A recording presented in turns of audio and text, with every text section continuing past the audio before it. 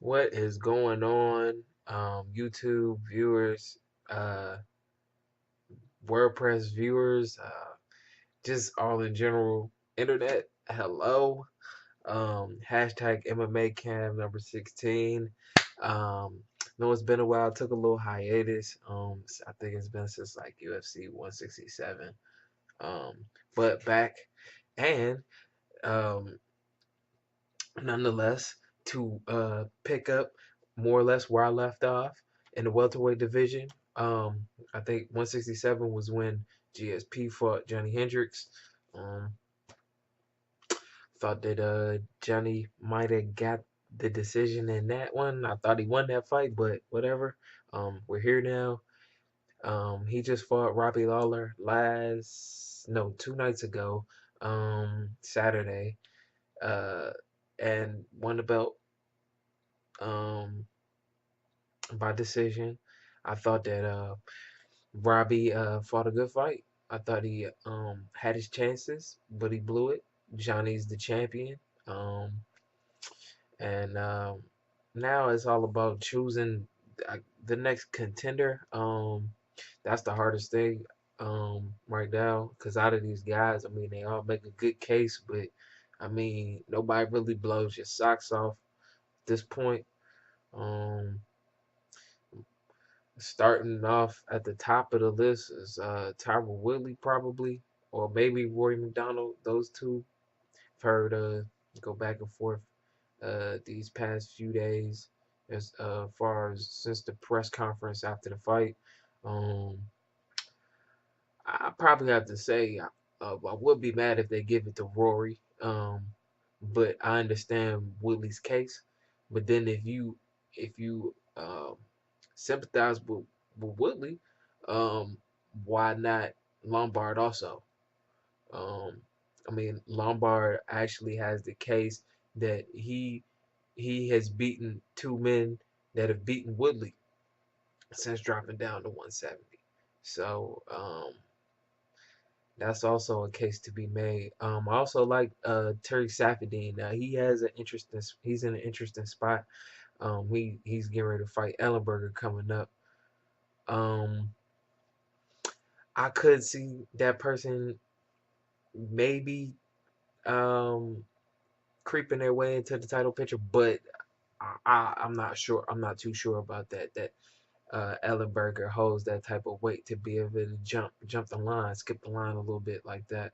Um, so really, I think it's really between Woodley and McDonald, to be perfectly honest, because I'm not sure UFC is ready to step up to the plate to put Lombard in the title fight right now. I would say also Nick Diaz is on this list. Um, Nick Diaz is a big draw, but at this point it's kind of hard to sell him without any type of momentum, especially because he's coming off of two losses. Um, so not exactly sure about Nick Diaz.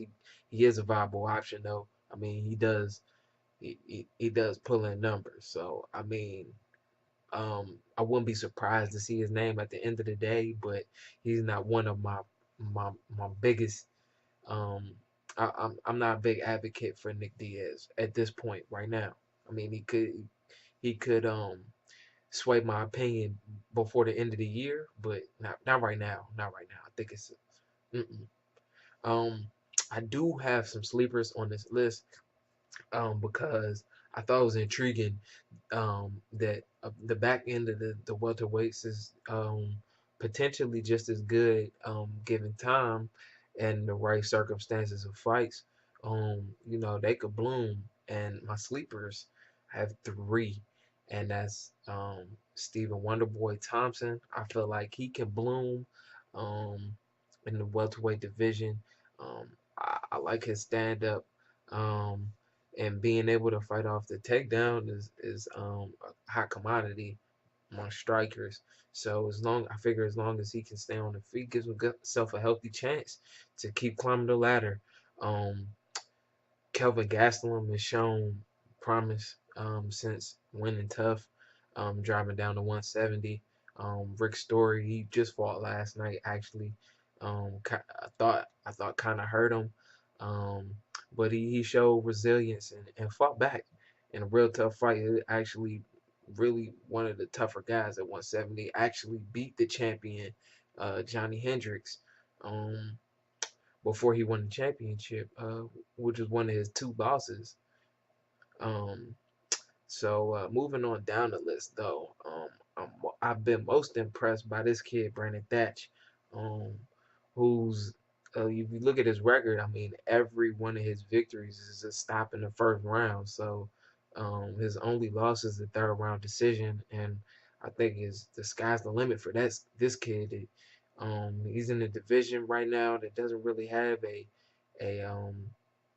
a dominant champion right now. I mean, Hendricks is just starting off, but Lawler kind of pulled back the wool and made him look a little human at 171. Brought him down a little bit because he was so dominant against GSP. People thought that would be the law of the land from then on. If he would have won the championship, which he eventually has now. So I'm not too sure if he's going to be able to dominate at the pace that GSP was, but we'll see. Um, um, Coming up, or actually, I should be uploading two videos at the same time. This one will be 16 and 17 should be coming shortly after, if not at the same time. Um, so that one will be on most anticipated fights of 2014 coming up, and then kind of a little recap, um, just on just to give a little brief discussion on the fights that I'm anticipating, and a little bit of what the fighters have been doing too. So um, go view that. If you haven't subscribed, please subscribe. Also, follow me on Twitter at hashtag MMA. Um, and like always, peace.